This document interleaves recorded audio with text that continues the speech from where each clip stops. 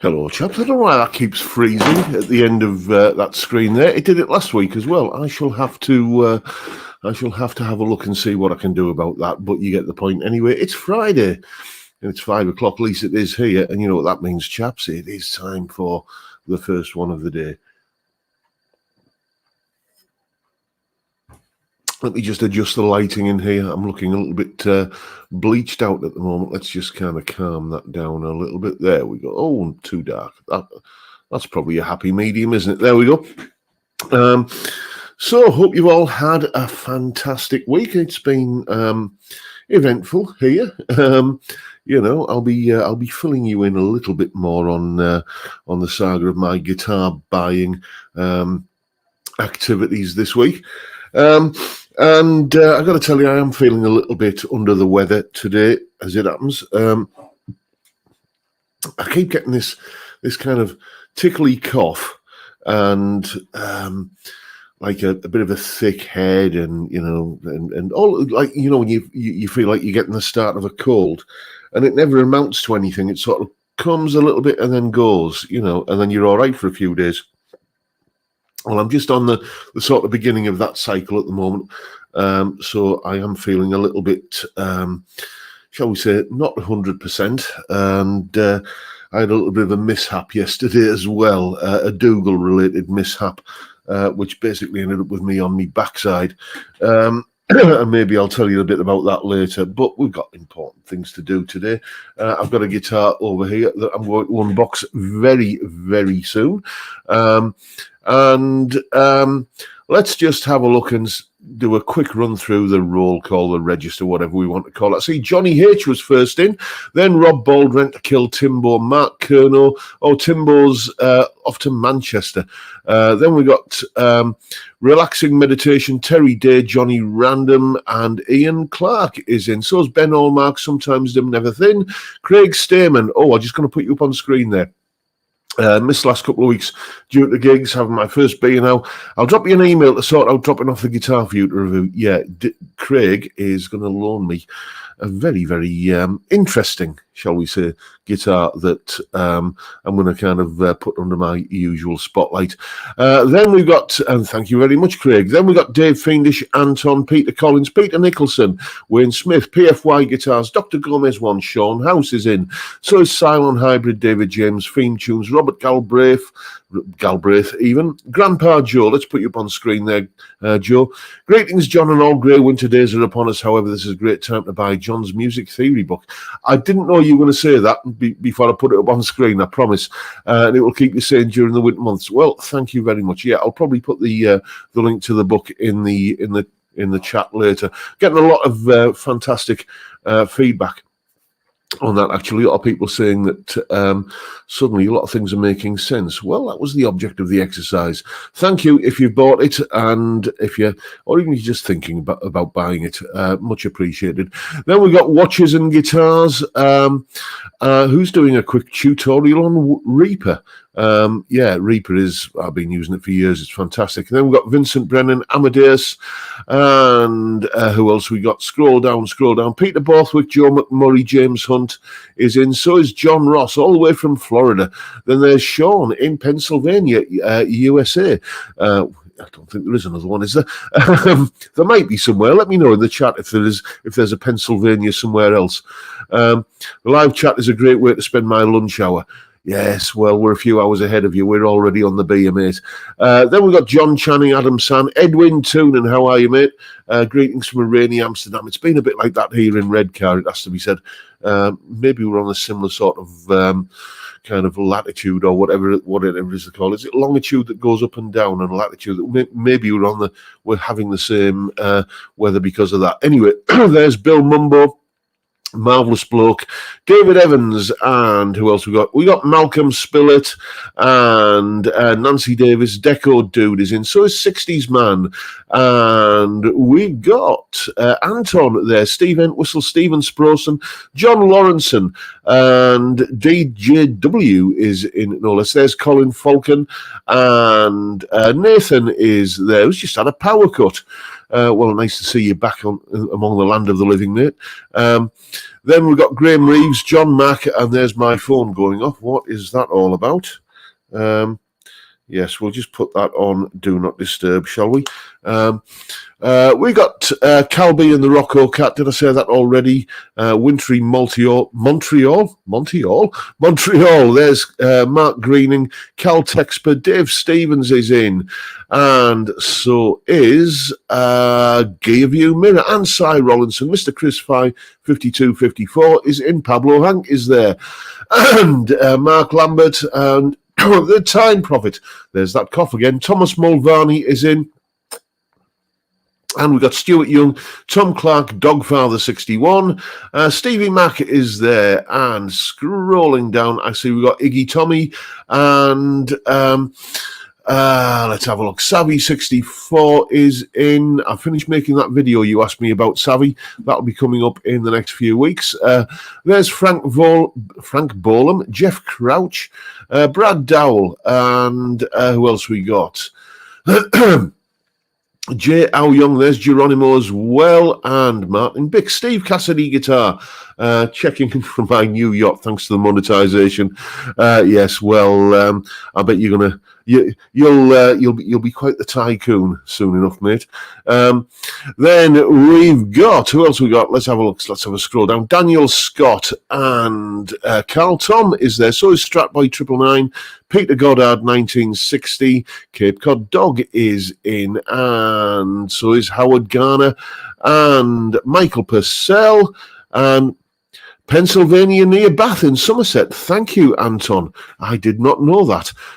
You live and learn. Every day is a school day. There's Triple Distilled, Graham Campbell, and Phil, and who else we got? We're getting towards the bottom of the chat now.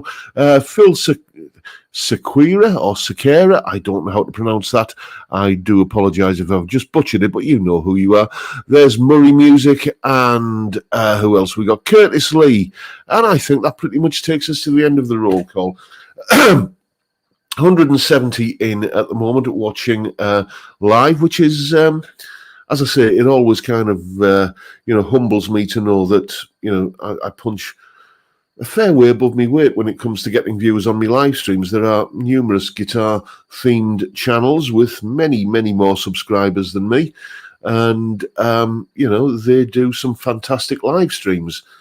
But you click on them and you say, oh, like 40, 50 watching, and little old me is currently sitting at 176. And thank you, everyone, for showing your support in that way. It really makes an old man very happy. And there's Gary Shaw and Truman Yule as well, and Ravensmead coming in the chat there. So we've got an unboxing to do in a moment, but let's get all the housekeeping out of the way first of all. I'll tell you what's coming up on the channel this week. You may recall got to be a few weeks, maybe a couple of months ago, I did one of the Wednesday viewers question videos about somebody had asked, what's the difference between different types of pickups? And I kind of explained about P90s and humbuckers and single coils and that kind of stuff. But the truth is, you make YouTube videos or you do anything creative, and you always think, oh, not always, but sometimes you think, do you know what? I could have done a better job of that, but it's too late, because you've already done it, it's uploaded, it's gone out. But that always gives you an excuse to do a revisit, and that's very much what we're doing on Sunday. Basically, one of my usual little 2-minute pieces of music that hopefully demonstrate all of the different classic pickup tones, and just basically a little bit of a jam, the kind of thing I do on a Sunday. Put together a piece of music, and this was to, as I say, kind of demonstrate what humbuckers, single coils, and all the rest of it sound like. Telecaster pickups and all that sort of stuff. That is Sunday's video. Then on Monday, we're featuring a guitarist I think I've done one solo analysis of in the past. This guy is sadly no longer with us. He passed away a few years ago. But in a 1989 interview on the legendary Friday Rock Show on the BBC, with the even more legendary Tommy Vance presenting it, a certain Mr. Gary Moore was being interviewed, and he declared in 1989 that this guitarist we're looking at on Monday, he declared, I think this guy's probably my favourite guitarist at the moment. So who was a guitarist that was kind of big and up and coming in 1989 that Gary Moore might have said, I think this guy is probably my favourite guitarist at the moment? Oh, Cy Rollinson saying I'm a bit Bob Fleming tonight too, John. Yes, that's a Fast Show reference. Nobody under the age of 40 will know what you're talking about, but I do. So which guitarist that came to prominence in the late 80s could possibly Gary Moore have been talking about in 1989 when he spoke about his favourite guitar player? And no, it's not Eddie Van Halen. No, not Jeff Beck. Oh, Pablo Hank, first in with the right answer, I think. Not Slash. It is, according to Pablo Hank, not Slash. I clicked on the wrong thing there. Sorry about Geronimo. Let's put you up on screen, Pablo. The chat keeps moving as I'm clicking. It is Jeff Healey, the late, great Jeff Healey. We're taking a look at one of his solos on Monday from that fantastic debut album, See the Light. We're going to be looking at one of the better, more tuneful solos from that album. That is Monday's solo analysis. Then Tuesday, a top 5 that I'm surprised I haven't done yet.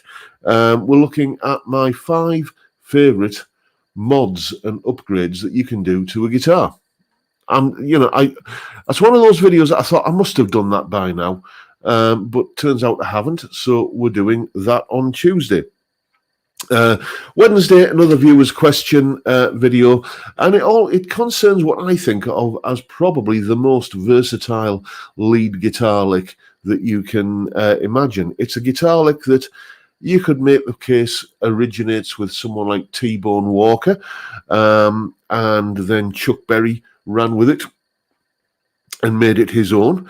But you also hear it in Metallica solos. You also hear it in Slipknot lead guitar parts. You hear it in country, metal, jazz, all kinds of guitar parts and guitar solos use this lick. So it got me thinking, is this possibly the most versatile guitar lick imaginable? Well, we'll find out on Wednesday. Then on Thursday, thanks to a chap who I know is probably watching at the moment, but he's watching on his big screen TV, so he can't join in the chat. A certain chap called David loaned me a really rather nice single cut guitar to take a look at, and it's not without its issues, but it's affordable enough that you can put those issues right, I think. So we're going to be taking a first impressions look at that. I'll tell you what it is. It's an artist. Remember that Artist Guitars twin humbucker Telecaster I had? Well, we're looking at the same company, but it's going to be their kind of single cut Les Paul style guitar. That is what we're looking at on Thursday, and then after Thursday we're back onto Friday, and we know what happens on a Friday.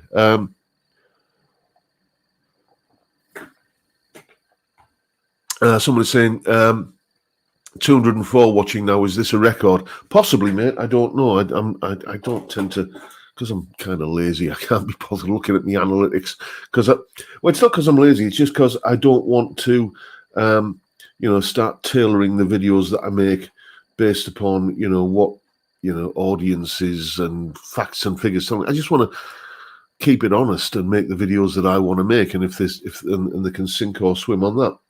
I think what might be boosting the views tonight, 213 at current count, is the fact that I put live unboxing in the video's title. So I've got the box cutter and I've got the box. Interestingly, I am kind of wondering about this because it's a Jet JS300, but it doesn't say Jet on the box, does it? So have they sent me the wrong guitar? It'd be a bit of an upgrade if that, wouldn't it? You know.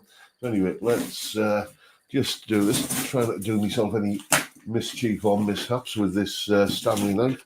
There we go. And here we go, the box inside a box. Let's just put that down there for the moment. Oh, I'm going to have to wrestle out some packing stuff to get to it.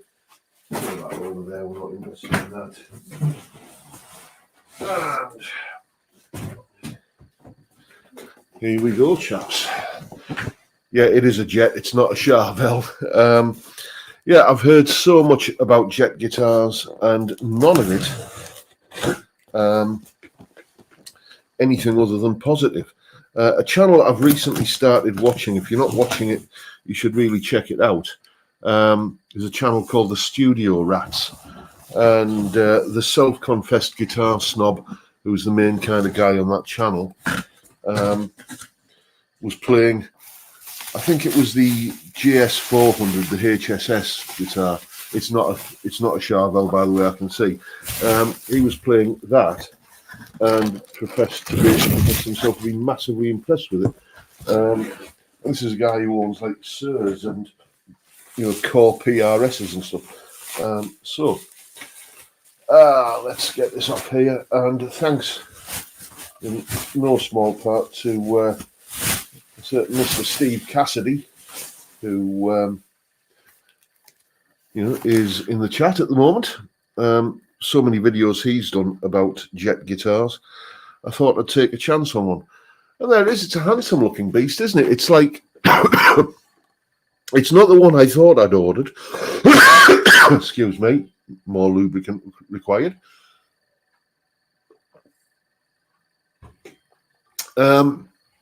Yeah. That sort of silver colour. If I just did that and said, this is an Eric Clapton signature Strat, you might be tempted to believe me, because it's got that sort of look of that sort of pewter colour that his signature guitars come in. Out of tune straight out the box, or in tune rather, straight out the box. You know what I mean? Yeah. I mean, initial impressions are the action's a little bit high, but we can fettle that. Let's just have a look, see what the truss rod's like. That truss rod I would not touch at all. That is pretty much spot on. So it's just going to be a case of adjusting the bridge saddles. Let's just have a quick look and see what the action is. I'm prepared, you see. I've got my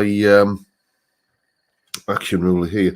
On the bass strings, the action on the bass string, the action is at the 12th fret, 1.75 millimeters.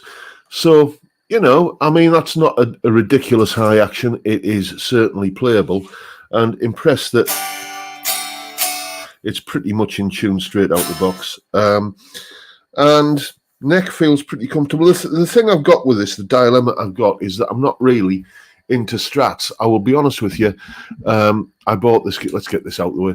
I bought this guitar because it was affordable, and I'd heard loads of good things about them. But the way I see it is, the Sire S7, the Larry Carlton HSS Strat.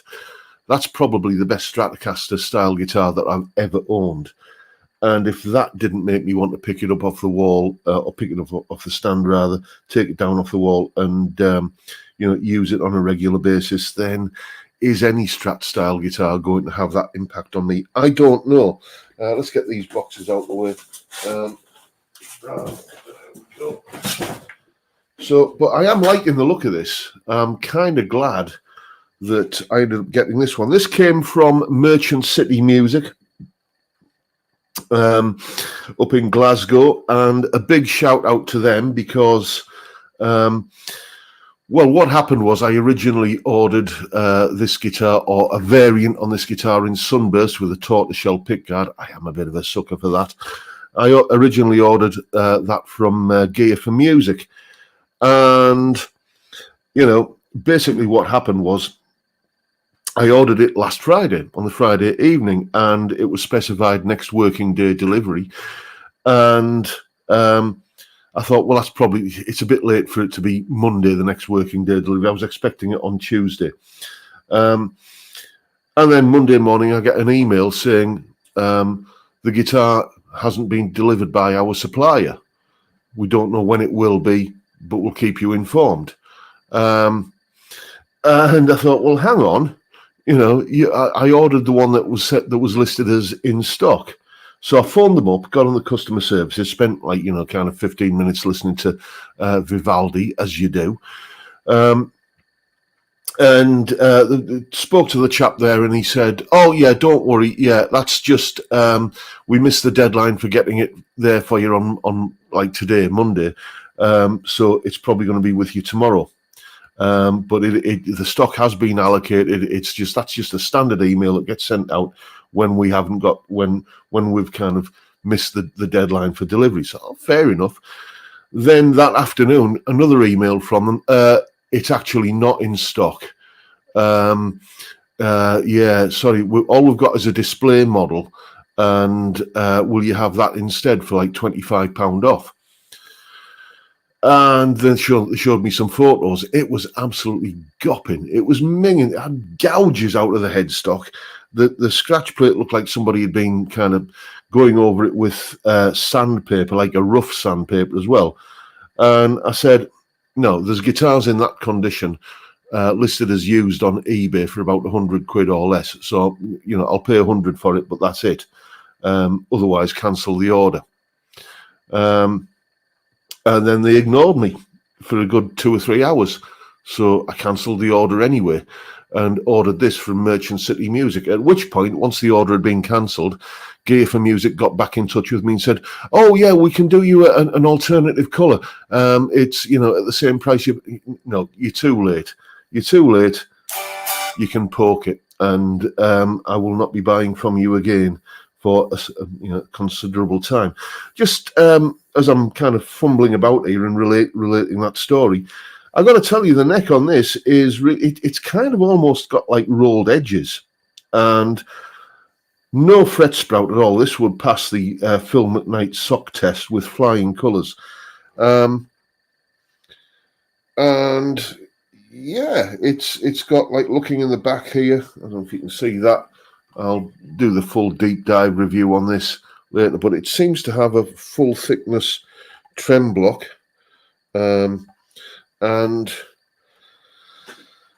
shall we plug it in and see what it sounds like? That'd be an idea, wouldn't it? Now, with the proviso that all you're going to be hearing is the sound coming down the room mic. Normally, when I do these kind of pre-recorded videos, what I do is have I got some? Plug it in. It works better. Normally, when I do these pre-recorded videos, I record the video and the video and the audio from this mic onto this camera, onto this machine here rather, and record the guitar onto that PC over there, and then combine the files together and sync everything up. Obviously, this is a little bit more ad hoc, so all you're going to be hearing is the room sound. Don't worry though, there will be a full review coming up. I'm just going to see what the tuners are like. Just tuning that top E string there, they feel like a pretty high ratio tuner. I'm doing quite a, I'm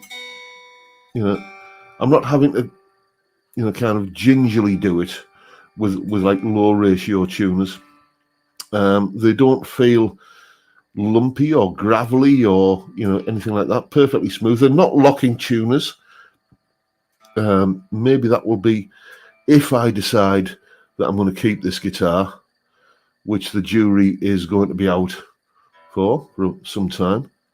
I'll explain more on that as we go along. But yeah, the tuners feel pretty responsive and nice. Maybe I'll upgrade those with locking tuners if I decide to keep the guitar. So just coming down this room mic here, let's hear what kind of sounds we've got, starting with the bridge pickup. At the moment, I'm going into the Blue Guitar Amp 1 Mercury Edition. on the vintage channel. You know, that graph, that kind of thing I put up on most of the videos. Basically, a sort of old school Marshall-y plexi kind of tone.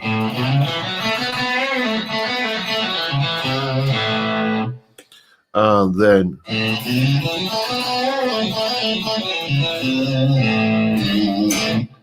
middle pickup, middle and neck,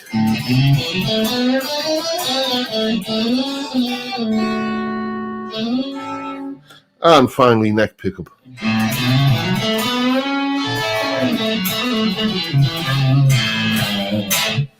Let's just throw the trem arm in and see what tuning stability is like. I'm not expecting great things here because it just has the butterfly string tree there. So you know, it is a push-in trem arm though, and we'll see what's up.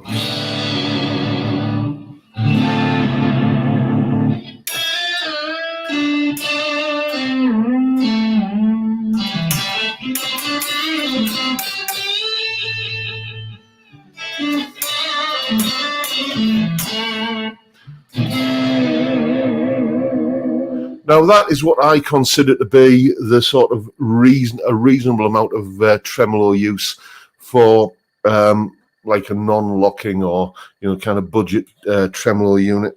You know, sometimes you get lucky and you can dive bomb them down to slack and what have you, and they come back in tune, like on my PRS. But let's see what that's done to the tuning.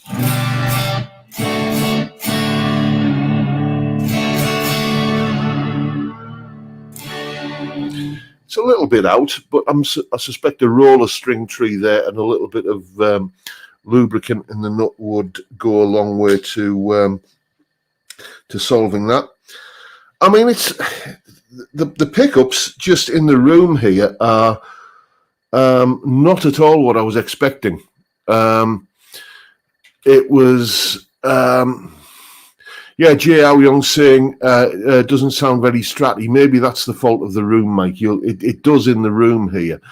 These are just ceramic single coil pickups, and you know, I've been rather unkind to ceramic pickups over the years, and I still stand by that. You know, it's not true to say that, you know, all ceramic pickups are bad sounding, but you'll probably find that most bad sounding pickups are ceramic. But these in the room, they don't have that muddiness that characterizes some of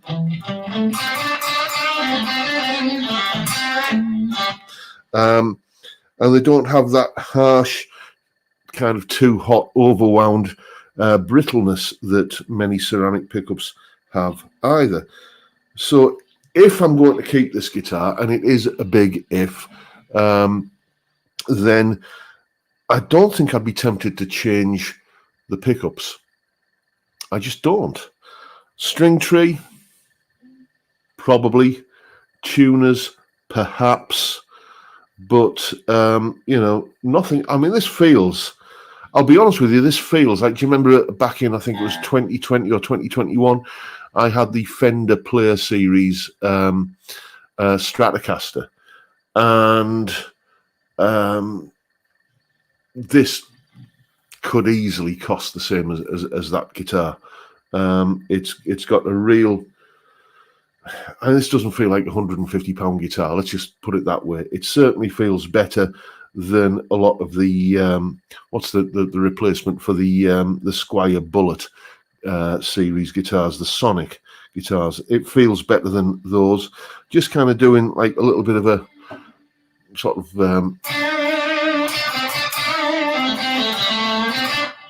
that kind of thing, you know, just kind of vibrato, and that's the word I'm looking for. You know, the frets don't have that kind of scratchy feel.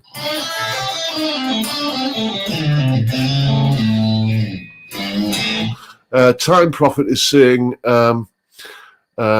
if you use OBS, you could play your guitar through the computer into StreamYards. I could, if I could figure out how to do it. Jay Young saying, let's put you up on screen there. Modern C-shaped neck or a fat 50s one. No, it's not a fat feeling neck at all. It's definitely got more of a kind of modern feel to it. As I say, that sort of stuff will all kind of wash out in the full review video.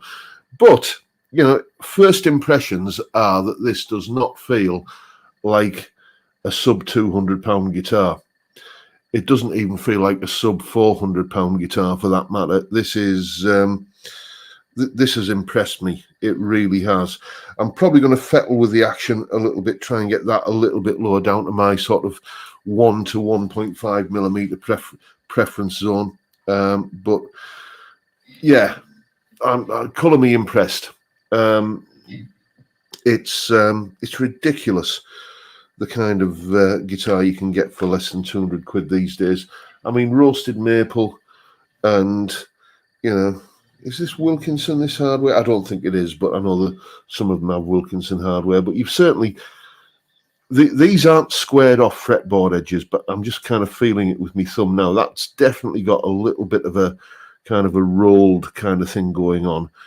Maybe not as much as the Sire Larry Carlton guitars, but, you know, it is, you know... It's not kind of just a hard edge. It's kind of being beveled to some degree or other. And as I say, the fret ends are beautifully dressed. How the frets are dressed, you know, when it comes to kind of how level they are, we shall find out when I lower the action. But those are my initial impressions of the Jet JS300. Could this be the guitar that gets me back into Strat style guitars again?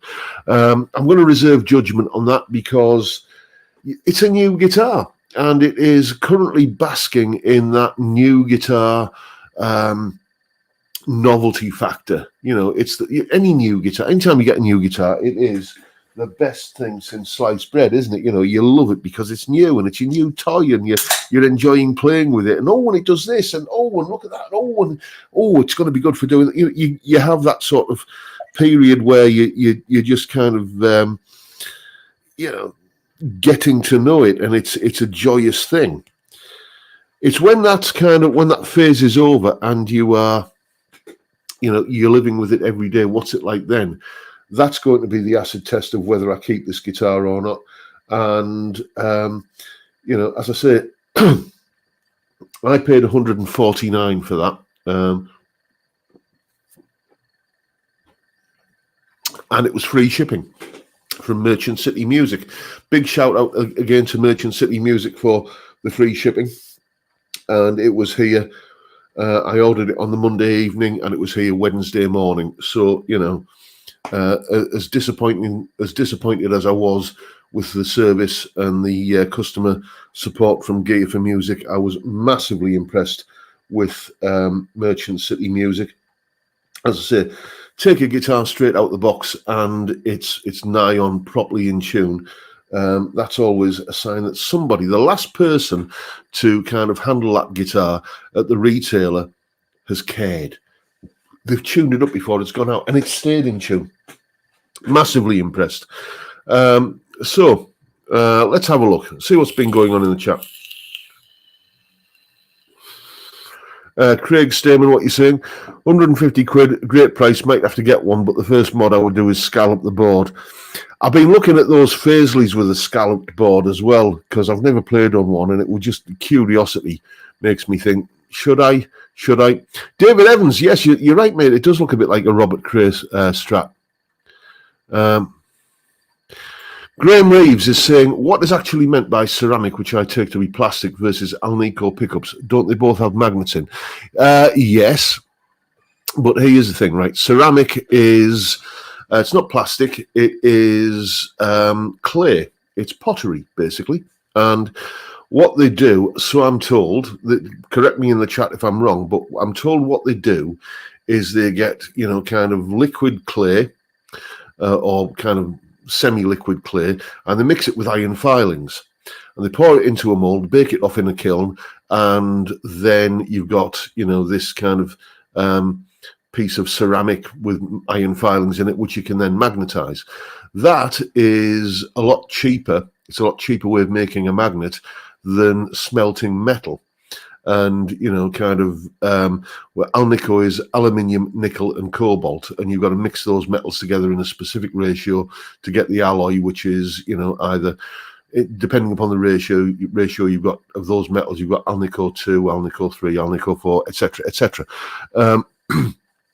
And what you can do with ceramic magnets is you can put more iron filings in, and they will take more of a magnetic field, or more of a magnetic charge, as it's called, which can cut down on the more expensive component in the pickup, which is the copper in the copper wire. So you can use sort of less copper wire. This is what I've been told by, I don't know if you remember, going back to about 2019, I had a brief relationship with a startup pickup company, and the chap who was running that, the company, I don't know whether he wound the company up or not, but it didn't go anywhere. But this is what he was telling me, and you can. That's how he told me that ceramic magnets are made. It's a cheaper option, but it's also an option if you want kind of a stronger magnetic field for more high output pickups, like a DiMarzio Super Distortion, for example. Let's have a look, see what else is going on in the chat. I've got some new comments here. Time Prophet saying, will that guitar last as long as your beer? Well, beer doesn't last very long on a Friday night in this house.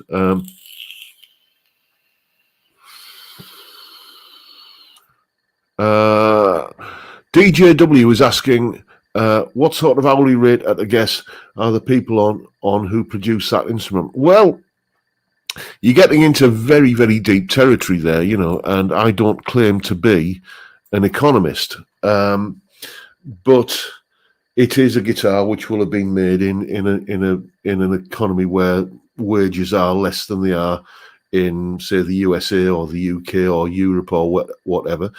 But it's that's the way that's the way the world works, isn't it? It's and you can like it or dislike it, but it's like liking or disliking the fact that the rain falls from the sky. My only thing is that I don't mind somebody getting paid a lower hourly rate for doing stuff. For doing a day's work, let's put it that way, providing that low hourly rate is in keeping with what the cost of living is in the place where they're living. Okay, so you may be only getting a quarter of what somebody in a British factory might be earning for doing the same job. But if the cost of living in that particular part of the world is commensurate with that, then I do the same. I cash in on the same thing, right? The one thing everybody tells me about the prices I charge for guitar lessons is, my God, you're cheap. I've heard that so many times. It's I charge for a block of 6 lessons £90, right? And that's 6 lessons of 40 to 60 minutes each, right? Those are my rates. Right, and I get people who have Zoom lessons with me from London saying that some people pay kind of 30, 40 quid for one lesson that's 30 minutes long. But the thing is, I charge the going rate that's commensurate with the cost of living in this part of the world where I live. So I can afford to do that. And as a consequence, I get a lot of business that way. I get a lot of people saying, yeah, you're really good and you're really cheap.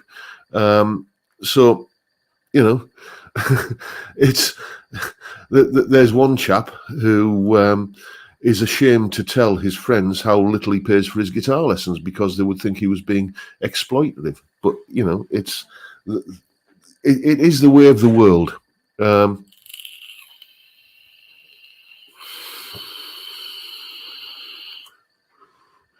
Let's have a look. See.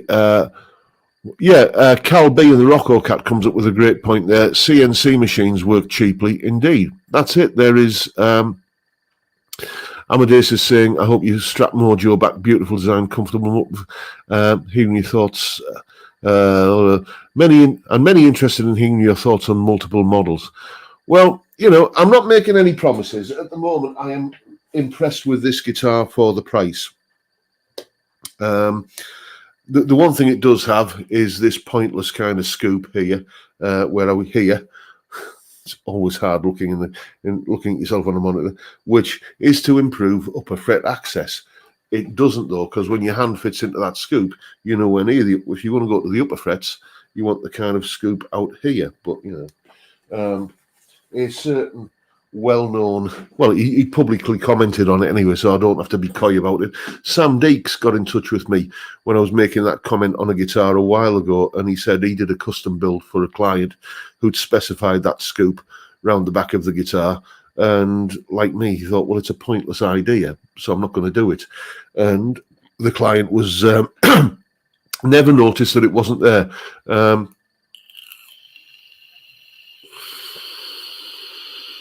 Let's have a look.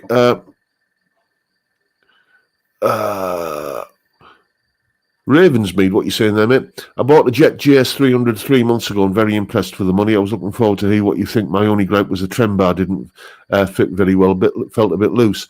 There's probably, I imagine, most of these push-in ones, if you press the bar down on the back of the trem block, there'll be like a little grub screw that you can tighten up. I can't see it at the moment. I'll have to have a look in daylight. But yeah, if anything, the fit of the trem bar there was a little bit on the snug side, I would have to say. Anyway, yes, I got something else to tell you about, haven't I? Yes, in exactly 2 weeks' time, and I will be premiering a little Christmas-themed venture.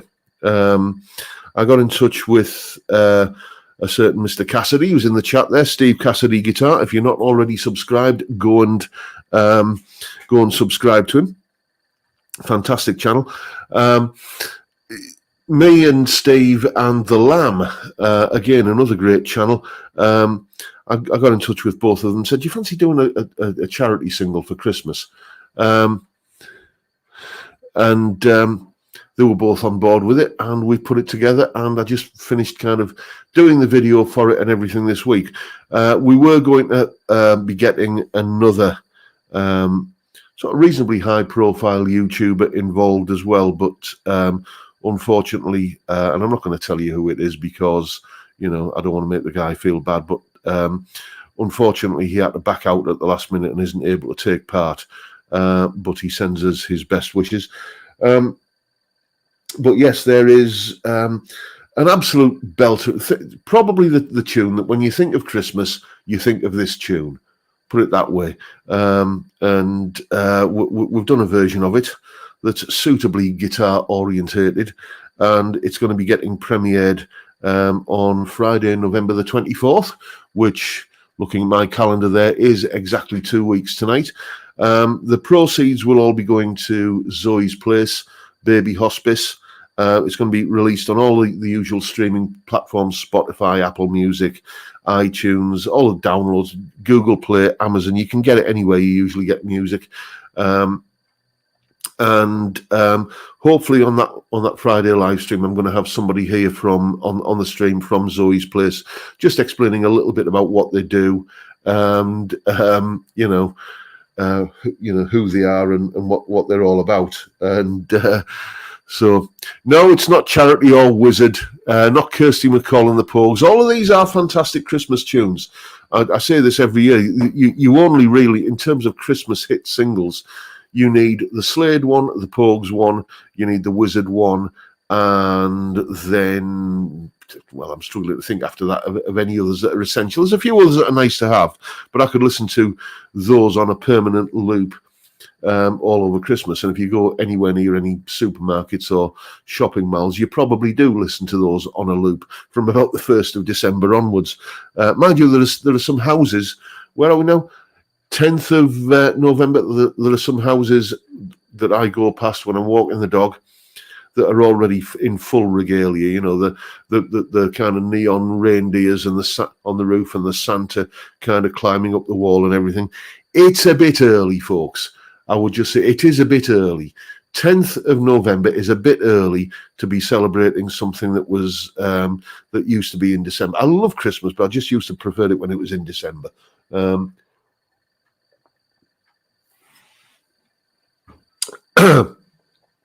Let's have a look. Run,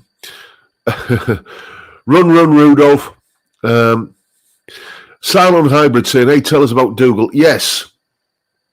Well, basically, I took Dougal for a walk yesterday afternoon, and there's a little side street you've got to go down to get to where I walk him.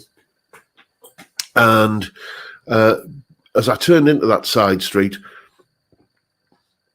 there was another guy with a couple of dogs that didn't look particularly friendly. Some kind of bull terriers or something like that, and they were kind of straining at the lead a bit and acting a bit aggressive. They were on a lead, but I thought, well, let's not kind of chance our arm. So what I did was, there's a little kind of alleyway that runs down the side of this street. So I dodged into that, and from there you can get to the field where I walk him anyway. So I thought we'll just avoid those two slightly unfriendly looking dogs. The only problem is that to get onto the field from that footpath that comes out of that alleyway, you've got to kind of go over like a 3-foot kind of mound of just earth mound basically. And we got up one side of it okay, and coming down the other side it was a bit steeper than I thought, and Dougal's on the lead and he spots a seagull in front of him. So like the red mist descended on him, and he was pulling, and I'm running down a steep slope faster, only about 3 foot tall, but I'm running down a steep slope faster than my feet want to run. So bottom line is I end up on my arse.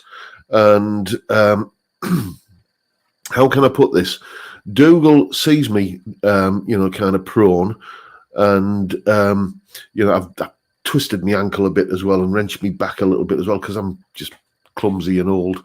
And Dougal sees me on the ground, and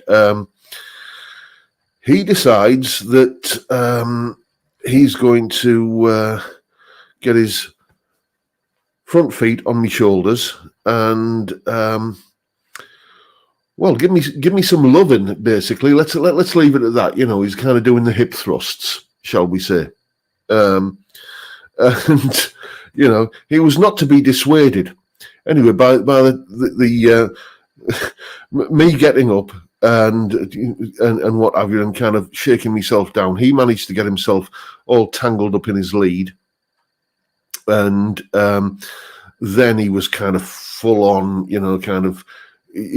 panicking basically because his feet were all kind of entangled in his lead, and all kinds of mayhem ensued as I'm trying to get him unentangled from his lead, and he's kind of throwing shapes around and throwing his front paws around, and I've got 1 or 2 scratches, I can tell you, because of that. But yeah, as I say, that was the long and the short of it, and I ended up kind of twisting an ankle a little bit and kind of wrenching me back. But it's that's what Nurofen for. So no, not in Dulce Jubilo. Maybe Dougal needs neutering again. I feel like taking him back to the vets and saying, can you sew them back on so I can kick him in them? That's what I felt like saying at the time, But he's made up for it today by being an absolute little angel. I think he thought, might have pushed it a bit too far yesterday. Better keep the big lad happy. I'll get my obedience trousers on today, and I'll be a good boy. And fair play to him, he has been. So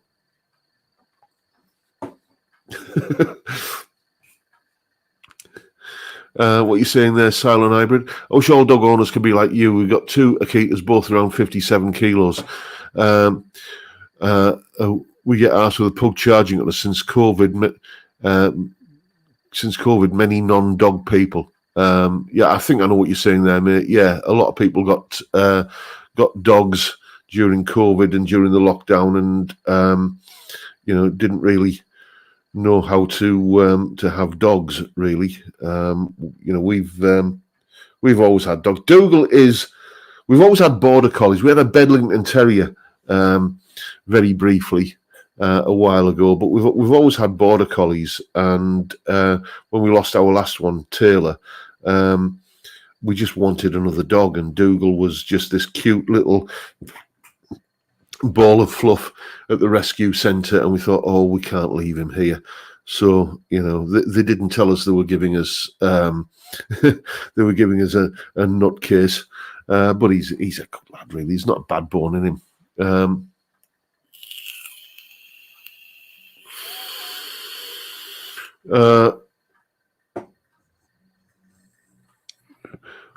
Oh, that's a bit unkind, Stevie Mac. If you landed on your wallet, you'll be okay. I mean, I don't know what sort of jet set existence you think I have here up in Redcar, playground of the rich and famous.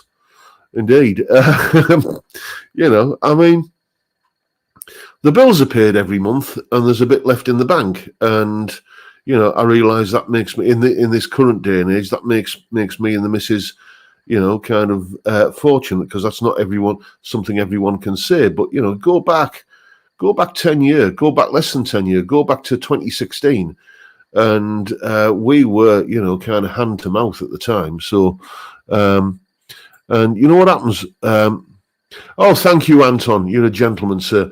You know what happens when you kind of work hard? Sometimes, if you're lucky, you reap the rewards of it. There's not a week goes by I don't put in anything less than 70 hours. I'm at my desk for 7:30 on a morning, and it's rare that I'm away from it by 8 p.m. on an evening. This kind of 5 p.m. onwards on a Friday is the closest I get to a weekend, because I'm back in the saddle first thing in the morning. Tabbing solos out, making videos, doing lessons. So, I mean, I'm not complaining. Don't get me wrong. I love my job. I've got the best job in the world, but it's not something that's that I don't have to kind of work at it. Nice one. The lamb is in. I've got to tell you, mate, your contribution to our little Christmas project is, I've played it to a few people, just friends and family, and they said, bloody hell, he's good, isn't he? Whenever you come on. So, you and Steve Cassidy. Oh, there's the one thing that I don't think Steve really considered was I'm going to tab his parts out. And there's some arpeggio licks that he played in that I'm thinking, yeah, that's going to be fun, tabbing that. But thank you, the both of you. Thank you from the bottom of my heart for joining me on that little project. It's turned out really rather well, and I'm really kind of blown away by the time and effort you put into it. Robert Galbraith is asking, what do I use to tab out the solos? It's just pen and paper or a computer program? Yeah, it's Guitar Pro.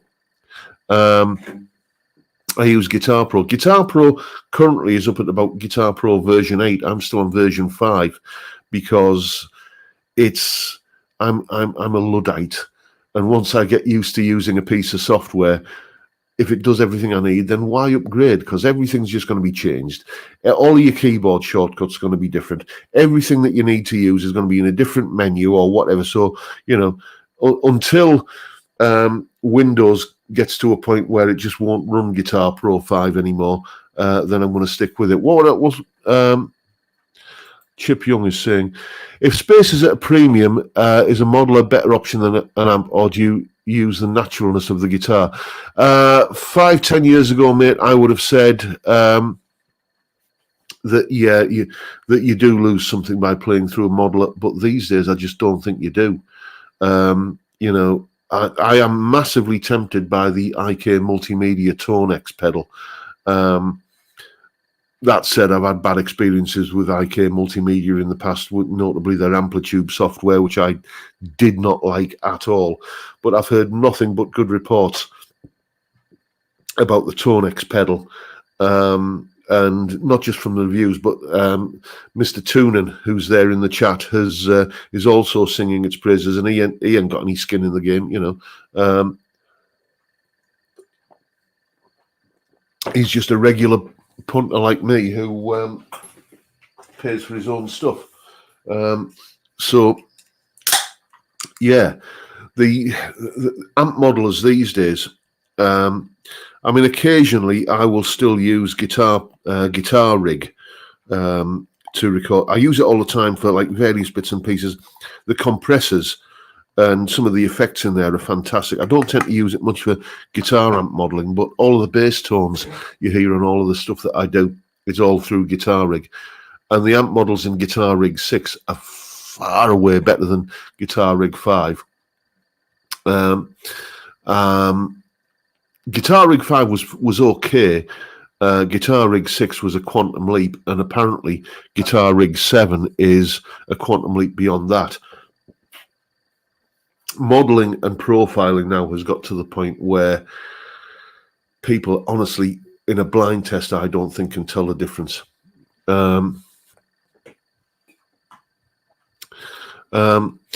Does beer make you play a lead guitar better? Well, as the singer in a band I used to be in, always used to tell the audience, don't forget, folks, the more you drink, the better we sound. So maybe there's a little bit in it like that. It depends who's drinking the beer, really, doesn't it?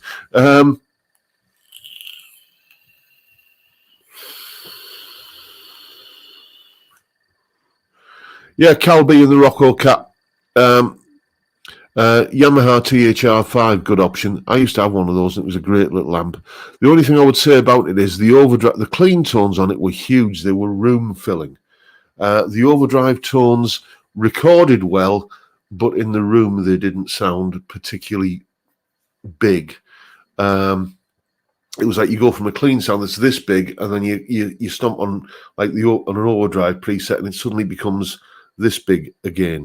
But I got through that by I think plugging, what was it? Use Sonicake Rockstage into the front end of it, or Sonicake Twiggy Blues, I think, into the front end of it. Thank you, Edwin. You are a gentleman, sir. Heineken sponsored from Amsterdam, mate, indeed. I only use the Tonex at the moment and nothing else anymore. It's great and affordable. Yeah. David Collins is saying, what's for dinner? I have been beavering away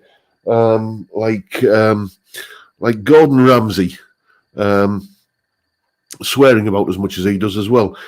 Today I've been making a new batch of curry for the freezer, so that's us stocked up for curry in the freezer for the next few weeks. Now I think I've got 8 kind of double batches that will feed me and the missus, so it'll be curry tonight then. Pablo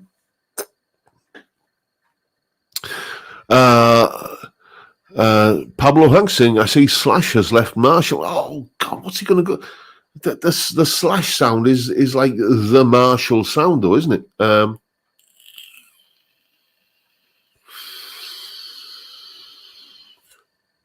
Let's have a look. See what else is in the chat to kind of comment on in the dying seconds of the game. The Lamb is saying, I favoured Amplitude and Tonex for a while now. I should do some vids on it. There's a few tricks to get it to sound half decent. And John Mack quite rightly says Tonex isn't modelling, it's capturing. It is a subtle difference, mate, but you are right. Capturing is, getting the sound of an actual amp and capturing it. And modelling is using software to recreate the sound of an amp. I take your point, mate. Well made. And we are 59.5 minutes in, and it's about time for me to go. And you see, you got me talking about curry now, so I'm starting to get hungry. So we're going to wrap it up there for this evening, chaps. Once again, thank you, each and every one of you, for turning up and watching a fat, bald lad drink beer and talk absolute nonsense for an hour. And I'll keep on doing it till you're sick of me. But for now, time, gentlemen, please.